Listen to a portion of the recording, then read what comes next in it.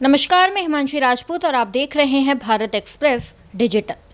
केरल को आखिरकार अपना नया मुख्यमंत्री मिल गया है। आपको बता दें कि 10 दिन की मत्थापच्ची के बाद कांग्रेस ने अपने मुख्यमंत्री का ऐलान कर दिया है। अब इसी मुद्दे पर हमारे साथ बातचीत करने के लिए हमारे सहयोगी हैं अजीत प्रताप सिंह है और विशाल सन है, तो चलिए इनसे बात करते हैं।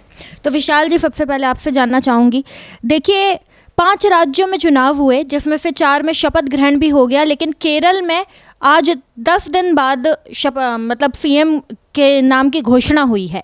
तो कौन बन रहा है सीएम, एक बार हमारे दर्शकों को बता दें, और वो किस तरीके से इनका जो नाम है उसको चुना गया है। हिमांशी, देखिए, चूँकि पहले से घोषित कोई चेहरा नहीं था कि भाई कौन मुख्यमंत्री होगा। गाहे बगाहे केसी वेणुगोपाल का नाम जो है वो चलता था एक टाइम पे। थरूर भी, इस बार तो नहीं लेकिन पहले उनका नाम जो है वहाँ पर। कुछ इनके बारे में मैं बता दूं कि ये 2001 से लगातार विधायक हैं और एनएसयूआई के साथ भी जुड़े रहे हैं, छात्र नेता के तौर पर और एक वकील के तौर पर भी, मतलब पेशा इनका रहा है। उसमें जो सबसे इम्पॉर्टेंट जो चीज़ है, इनको कहा जा रहा था ग्रास रूट, मतलब जो कि जड़ों से जुड़ा, जो कि दिल्ली की पावर सर्किल में नहीं घूमकर, जो कि वहाँ पर। और उनका एक बयान जो है बड़ा मशहूर था कि भाई 100 से कम सीटें अगर यूडीएफ को आई तो मैं राजनीति और इस तरीके से मैं छोड़ दूंगा। तो कई लोगों को वैसा था कि हो सकता है कि चूँकि कांग्रेस में एक आलाकमान कल्चर रहा है तो है कि, और कई बार देखा जाता है कि जो लोग जो है यहाँ पर दिल्ली लुटियंस में जो है ज़्यादा समय देते हैं उनको तरजीह दी जाती है। लेकिन मुझे लगता है कि शायद कांग्रेस ने बीजेपी से कुछ सीखा है कुछ चीज़ों में, कि चीज़ें जो लोग वहाँ पर हैं, जो लोग लगे हुए हैं, जो समय दे रहे हैं, तो ये मुझे लगता है कि ये एक बड़ा आधार रहा।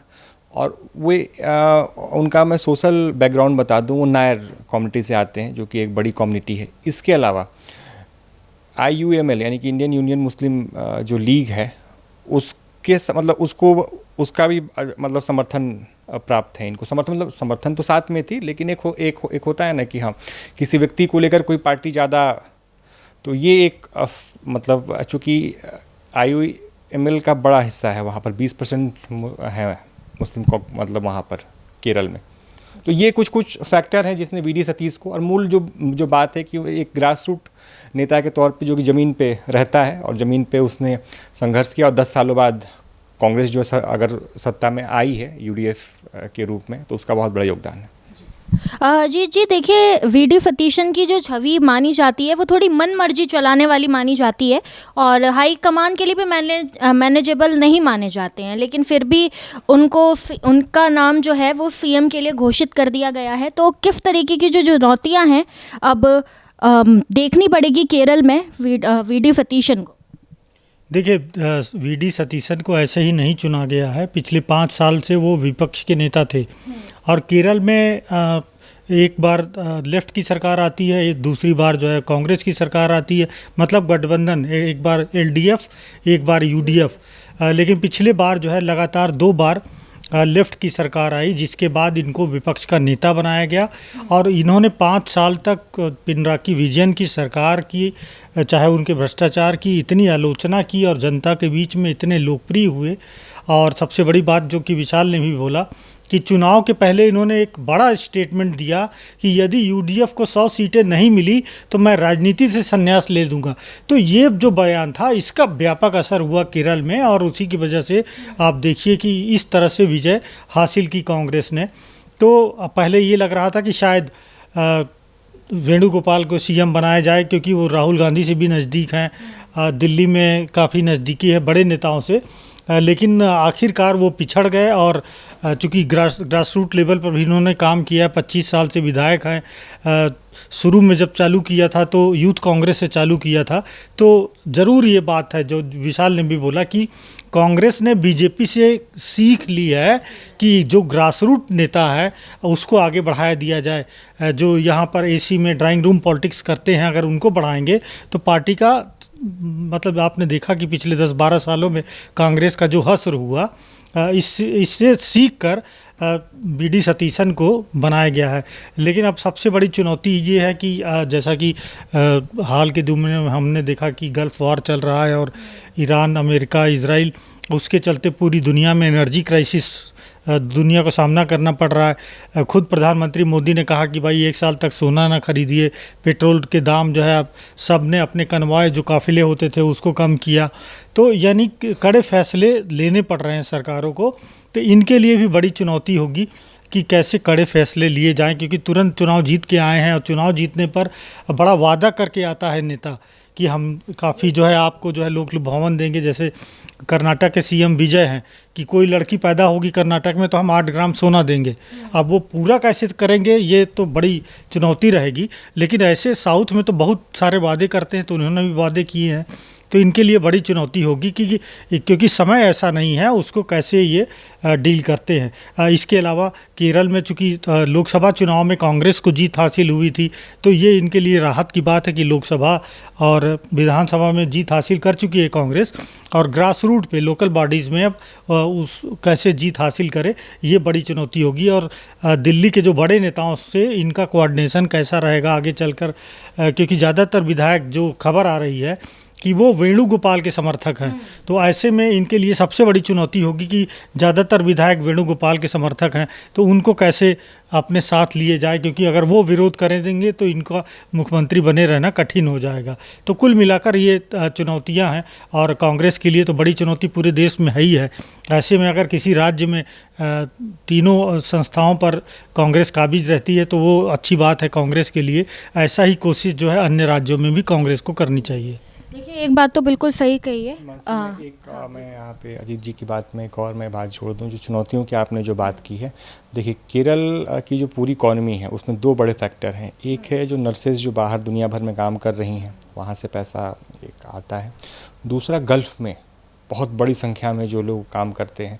अन्य राज्यों के मुकाबले केरल की जो पूरी इकॉनमी, जो उसकी लिक्विडिटी है, वो गल्फ़ मतलब बाहर से जो पैसा आता है, तो जाहिर तौर पे है ना, तो जाहिर सी बात है कि अगर पूरी दुनिया में जो अभी एक मतलब एक अनिश्चितता का माहौल है, तो मतलब सतीशन के लिए आसान नहीं होगा। चूँकि अब है कि जैसा उन्होंने कहा है कि चुनाव खत्म हो गए, आपको कड़े फैसले भी लेने पड़ेंगे।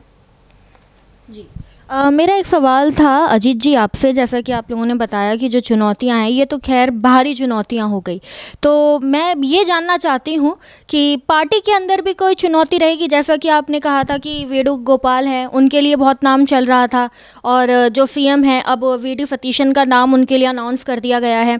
तो ये तो बाहरी चुनौती हो गई। ये सब तो देखिए, विजय को भी, जितने भी सीएम अब जो भी नए नए सीएम बने हैं उन सबके लिए ही चुनौती है। लेकिन मैं ये जानना चाहती हूँ कि पार्टी के अंदर भी कुछ चुनौती उन्हें फेस करनी पड़ेगी। बिल्कुल करनी पड़ेगी, क्योंकि देखिए बीजेपी में दूसरा गुट नहीं होता है। सेंट्रल लीडरशिप, या ये कहिए कि मोदी और शाह की जोड़ी ने जिसे पसंद किया वही बना रहेगा। दूसरा अगर कोई गुट है तो वो फिर विरोध नहीं कर सकता, विरोध करेगा तो तुरंत पार्टी से बाहर निकाला जाता है। कांग्रेस में ये नहीं होता। आप किसी भी प्रदेश में देखिए, वहाँ पर कई गुट रहते हैं कांग्रेस के। केरला में भी कई गुट हो गए, वी.डी. सतीशन हो गया, और जैसा कि मैंने पहले भी बताया कि ज़्यादातर विधायक जो जीत कर आए हैं वो वेणुगोपाल के समर्थक हैं, क्योंकि उन्होंने अपने समर्थकों को टिकट दिया।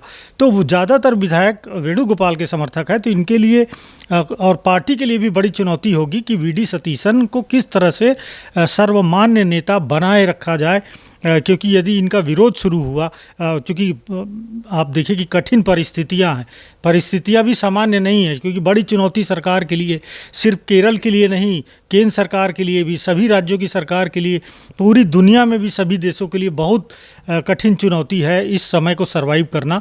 तो उनके लिए ऐसे में विधायकों को अपने पक्ष में रखना ये बड़ी चुनौती होगी। और यही पार्टी की समस्या है कि पार्टी को एकजुट कैसे रखा जाए। ये केंद्रीय नेतृत्व को भी समझना होगा कि वहाँ पर सब लोग मिलकर, नई सरकार है, इनका साथ दे वी.डी. सतीशन का। और वो नेता बहुत अच्छे हैं, क्योंकि वो अपनी बात जब रखते हैं तो पूरे डेटा के साथ, और बड़ा मॉडर्न विचार है उनके। तो अगर उन्हें खुली छूट मिलेगी और विधायकों का समर्थन मिलेगा तो कांग्रेस मजबूत होगी। सिर्फ वी.डी. सतीशन थोड़ी मुख्यमंत्री रहेंगे, पार्टी को मजबूत करना ये सबसे बड़ी मतलब उद्देश्य होना चाहिए। और मैं समझता हूँ कि कांग्रेस ने बहुत अच्छा फैसला लिया है, और आगे चलकर कांग्रेस केरल में और साउथ के अन्य राज्यों में, वहाँ पर काफ़ी उसका प्रभाव बढ़ेगा, रसूख बढ़ेगा और इससे पार्टी की ताकत बढ़ेगी। विशाल जी, आपसे भी जानना चाहूँगी। देखिए, आप लोगों ने अभी कहा कि बीजेपी से कांग्रेस ने कुछ सीख लिया है, लेकिन जब हम कांग्रेस का एक पैटर्न देखते हैं, राजस्थान की जो हमने अंदरूनी टूट देखी है और पंजाब में भी देखी है, तो कहीं ना कहीं ये नहीं लगता आपको कि बीजेपी से कांग्रेस को ये भी सीखना चाहिए कि पार्टी को एकजुट कैसा रखा जाए?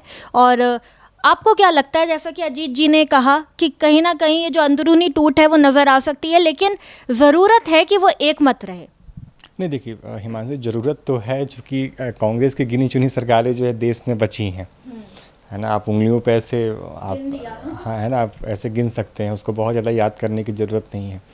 लेकिन जैसे कि अजीत जी ने भी कहा कि जो विधायक हैं वो केशव वेणुगोपाल के जीत कर आए हैं, है ना, उसमें से अधिकतर। तो ऐसे में आसान नहीं होता है अपनी भाई, केसी वेणुगोपाल क्यों नहीं चाहते होंगे? क्योंकि देखिए, कांग्रेस में आप प्रधानमंत्री तो बनने से रहे, पीएम तो आप बन नहीं सकते हैं। तो पीएम के बाद जो सबसे महत्वपूर्ण कुर्सी होती है वो है सीएम की होती है। तो जाहिर सी बात है, और जो अगर उन्होंने अपने टिकट बांटे होंगे अपने हिसाब से, तो और नाम भी मीडिया में उन्हीं का चल रहा था। कई बार लोगों को लग रहा था कि शायद केसी वेणुगोपाल, लेकिन चूँकि लीडर ऑफ ऑपोजिशन भी थे और लगातार वो फ्रंट से लीड कर रहे थे, तो कांग्रेस के ऊपर एक दबाव भी था। जो कांग्रेस लीडरशिप जो अभी तक क्या था कि नहीं होता है कि हमने कहा आला कमान वाला था कि भाई हमने तय किया यही वो मुख्यमंत्री होंगे। लेकिन हो सकता था कि कल के डेट में जो है वी.डी. सतीशन ही कांग्रेस से टूट सकते थे, सॉरी, अभी तो नहीं।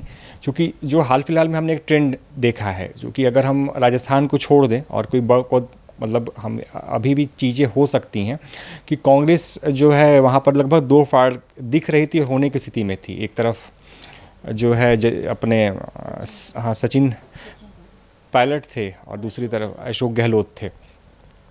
तो और कांग्रेस ने भाई मतलब जिस किसी का भी अगर हम उदाहरण लें, हेमंता का ही लें, है ना, वो उठ खड़े हुए। और ये बीजेपी बहुत दूसरे तरीके की बीजेपी है। अगर आप बीजेपी के मुख्यमंत्रियों को देखेंगे तो पहले किसी अपोजिशन पार्टी में थे, बिहार, बंगाल, असम, ये उदाहरण आपके लिए हैं। तो कांग्रेस को ये डर भी जो है ना, जो नई बीजेपी का, जो उन्होंने कहा कि अमित और मोदी और अमित शाह की जो जोड़ी जो नई बीजेपी को संचालित करती है, तो वो दूसरे तरीके से वो हमने महाराष्ट्र में भी देखा। तो वो चूकेंगे नहीं। इवन अगर नहीं होता है कि उनको ज़रा सा मौका मिला वो तुरंत, वो चाहे राजस्थान हो, चाहे तमिलनाडु और क्या केरल हो। लेकिन चूँकि अब मैंने फिर कहा ना कि अब कांग्रेस लीडरशिप या जो सेंट्रल लीडरशिप है, क्योंकि कांग्रेस के साथ ये दिक्कत है खुल के, जैसे मैं खुद जिस प्रदेश से आता हूँ वहाँ पे 2-3 गुट बहुत खुलेआम है हर जगह पे, मतलब एक नहीं, हर जगह पे आपको ऐसा नहीं कोई दबा छुपा, बहुत क्लैरिटी के साथ वो गुट हैं वो। हाँ, तो यहाँ पर कांग्रेस आला कमान के लिए हमेशा से नज़र निगाह दोनों में, केशव वेणुगोपाल में और वी.डी. सतीशन में, ये बैलेंस करने का मामला रहेगा कि भाई दोनों को संतुलित करके हम कभी लगे कुछ दाएं बाएं, तो समय पर आप चाहते हैं कि 5 साल चीज़ें चलें, स्मूथ चलें, प्रभावी ढंग से चलें, तो कांग्रेस जो नेतृत्व है उसको बहुत ही करीबी नज़र रखनी होगी, दोनों के रिश्तों को जो है जोड़ के रखना होगा।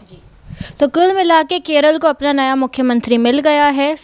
वी.डी. सतीशन जो है उनका नाम अनाउंस किया गया है कांग्रेस की तरफ से। अब ये देखना होगा कि शपथ ग्रहण कब तक होता है, इसकी जानकारी खैर अभी तक नहीं आई है, पर जल्दी ही आ जाएगी। देखते रहिए भारत एक्सप्रेस। नमस्कार।